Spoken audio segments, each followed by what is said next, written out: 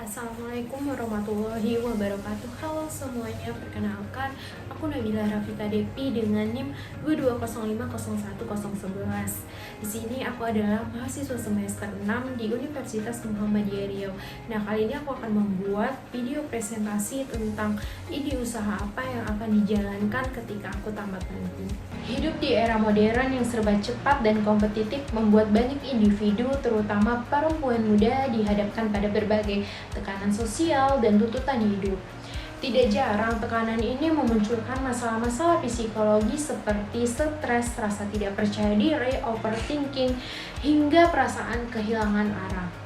Sayangnya, tidak semua perempuan memiliki ruang yang aman untuk berbicara, berbagi, atau sekedar didengarkan. Tidak semua dari mereka memiliki tempat atau komunitas yang bisa menjadi sandaran dan penguat di saat mereka merasa rapuh. Dalam situasi seperti ini, media sosial yang awalnya hanya digunakan untuk hiburan atau interaksi ringan kini mulai bergeser menjadi ruang yang lebih dalam dan bermakna.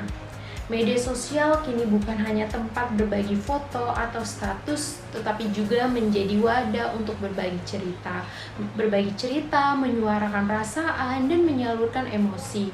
Banyak pengguna, khususnya perempuan muda, mulai menjadikan platform digital ini sebagai sarana untuk menyembuhkan luka batin, menemukan komunitas yang suportif, dan bahkan menginspirasi orang lain melalui kisah mereka sendiri.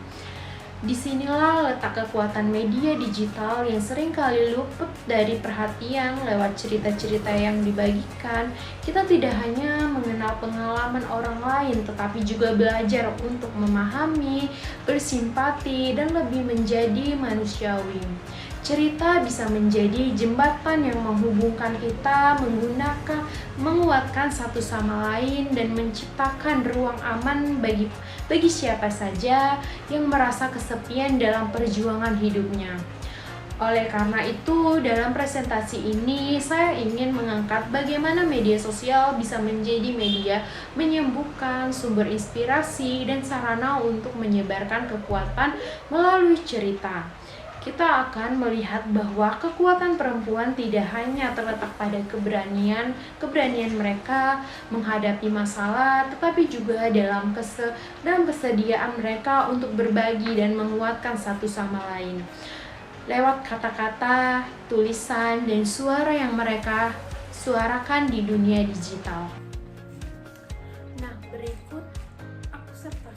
Berikut saya sertakan tentang PPT yang berisi tentang latar belakang dan masalah yang diangkat, target pasar dan segmentasi audiens, model bisnis, strategi pemasaran digital, sumber pendapatan dan proyeksi keuangan sederhana, dan yang terakhir peran media digital dalam menjalankan usaha.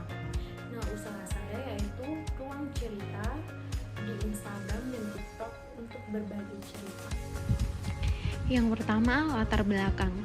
Di tengah tekanan sosial dan tuntutan hidup, banyak perempuan muda mengalami stres, rasa insecure, overthinking, hingga kehilangan arah. Namun, tidak semua orang punya tempat bercerita atau komunitas yang bisa menguatkan mereka.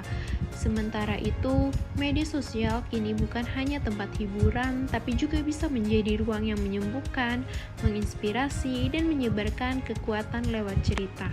Target pasar dan segmentasi audiens.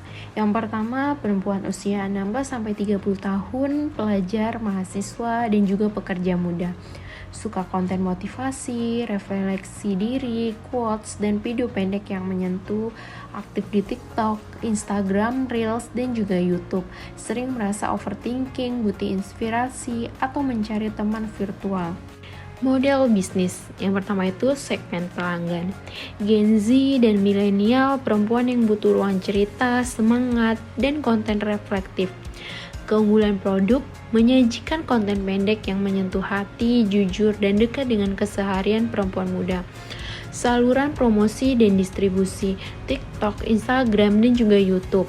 Hubungan dengan audiens, interaksi via komentar, fitur kirim cerita anonim. Kegiatan utama, membuat dan edit video, mengumpulkan cerita, voice over, desain kutipan, live di IG, dan juga TikTok. Strategi pemasaran digital. Strategi yang akan saya jalani ke depannya yaitu fokus pada konten viral yang emosional dan relate, misalnya seperti untuk kamu yang lagi capek banget tapi gak bisa cerita. Kalau kamu ngerasa hidupmu berantakan, coba dengar ini. Cerita anonim dia dipaksa kuat sejak kecil, kompilasi suara hati perempuan, dan yang terakhir rap TikTok dan IG ngobrol bareng followers. Nah, di sini ada sumber pendapatan dan proyeksi keuangan. Yang pertama itu endorse produk journaling atau self-care dimulai dari 250.000 sampai 1 juta per video. Feed konten motivasi brand tertentu, link afiliasi seperti Shopee, Tokopedia, yaitu komisi per klik. Donasi dari follower seperti Saweria, Traktir ID. Dan yang terakhir itu e-book atau workshop mini, belajar mencintai diri sendiri. Media digital dalam menjalankan usaha, tanpa media digital, ruang cerita tidak akan ada. TikTok, Instagram, dan juga YouTube adalah jembatan antara konten dan audiens. Media digital berperan sebagai ruang publik untuk menyampaikan cerita, alat interaksi dengan followers, sumber cuan lewat monetasi konten, tempat berkembangnya komunitas yang saling mendukung.